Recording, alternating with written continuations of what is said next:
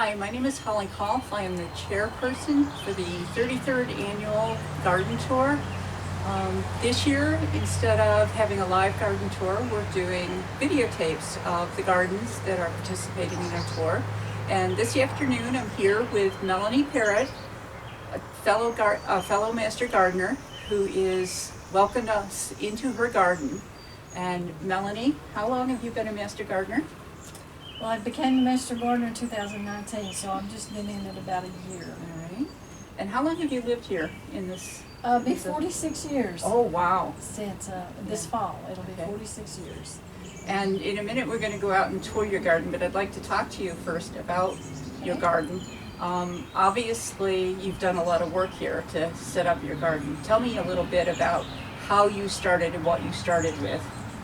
Well, my background is that my mother and my grandmother all were gardeners, and I was too. And when we bought this place, the person that lived here was not a gardener. There were no shrubs, there were trees, but that was it. So we have literally planted everything you see that's a shrubbery and flowers. My husband made wonderful flower beds around our pool. We decided to put a pool in for the kids when they were young.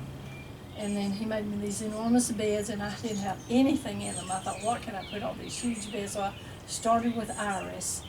It gradually evolved to perennials and some shrubs. And then I found out that I loved hosta so much. I started planting hosta, but I had trouble with voles and moles and slugs and snails. So a friend of mine said that she put hers in pots. So I started putting mine. I thought, well, they'll freeze in the winter. She said no.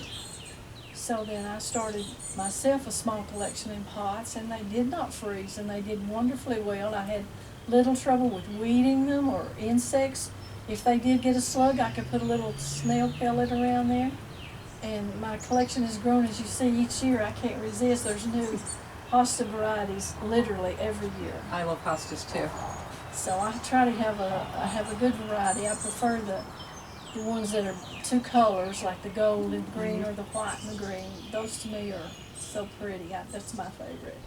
And we'll see in a few minutes how you've transformed your pool, which you no longer use. Yes.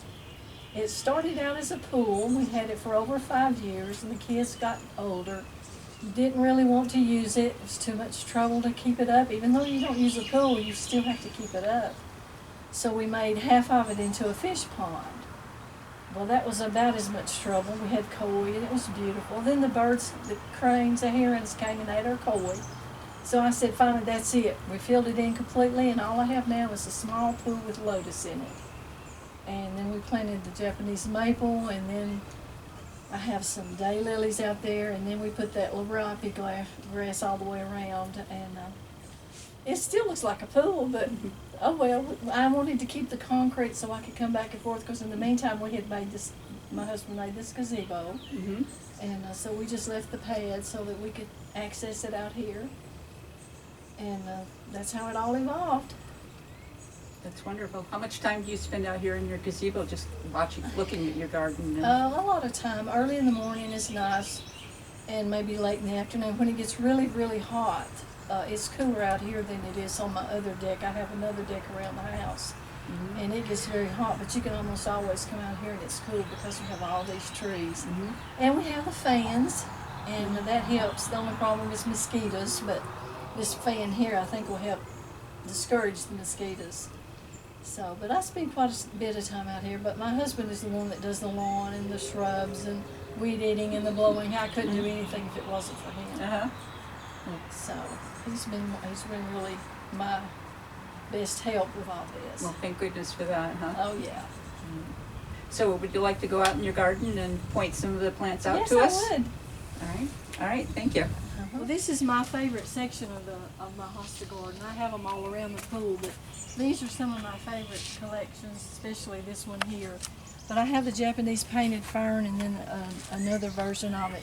And hosta and fern complement each other so well.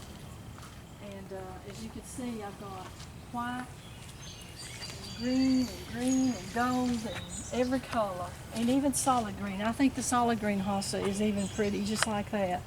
And if you leave hosta in the large pots like that, each year they get bigger and bigger and just get more beautiful. This is my Japanese maple that I planted probably about 30 years ago. And this was in my swimming pool after we filled it in. Diving board was here.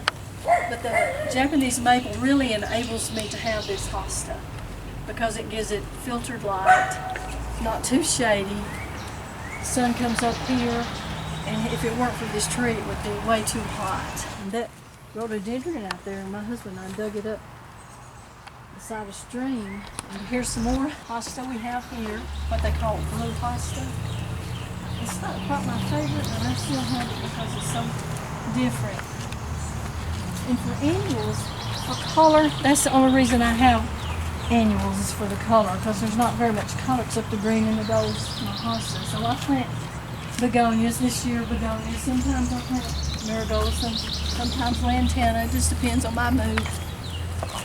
And this is all that's left of my fish pond is a lotus pool that we keep filled with water. The lotus is coming up nicely, and it'll have a bloom big as a dinner plate, and it's just magnificent when it does bloom. I wish it was blooming where you could see it now. And again, here are more hosta. Some of these are my older ones. This one here is my favorite as far as size. Look at the enormous leaf it has on there. And this is called Sum and Substance. I know the names of some of them, but a lot of them I can't keep up with them. I buy so many.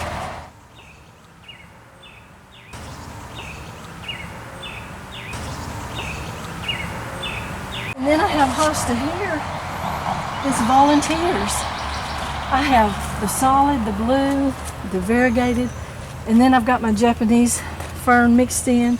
So it's kind of a combination, but I kind of like a garden like that. There's some heuchera, more begonias, irises, peonies, everything all through here. And in the wintertime, these beds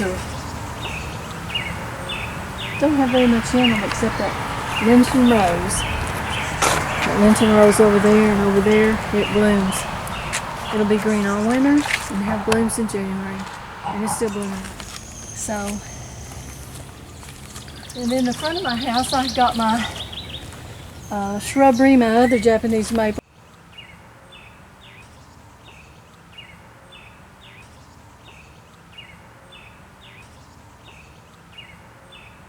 And mixed in are phlox, coneflowers, and but they haven't bloomed yet.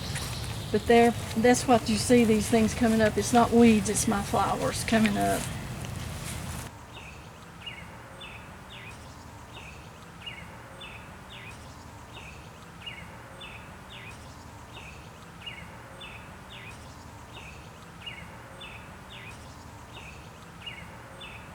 And then this bed here, this is pretty much my perennial bed. It's filled with peonies, coneflower, phlox. I can't think of that plant for some reason. I have bleeding heart. I have trillium. Just a little bit of everything right there. A steel bee. That's what that pink is, a steel bee. So, and these sculptures you see, the butterfly and this other thing, my husband made those. So he makes a lot of things for me to have in my garden.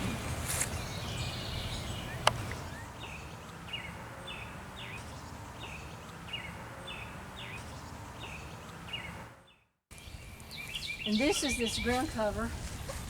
One is called Beacon Silver and one's called Silver Beacon. I'm not sure which is which.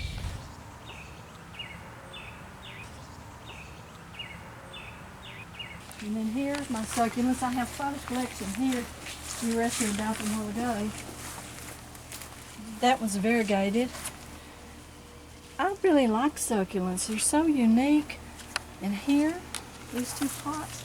In the fall, they'll come up with a beautiful bronze bloom that will last for practically all winter. This is my flower bed here that's just kind of like the ones in the front. It's a combination of daylilies, hosta, Japanese painted fern, and unfortunately sawbriars, but I think it's kind of pretty. This plant right here is called strawberry begonia. And it's a beautiful plant. Yeah. But it's a birdhouse. Birds can build in it.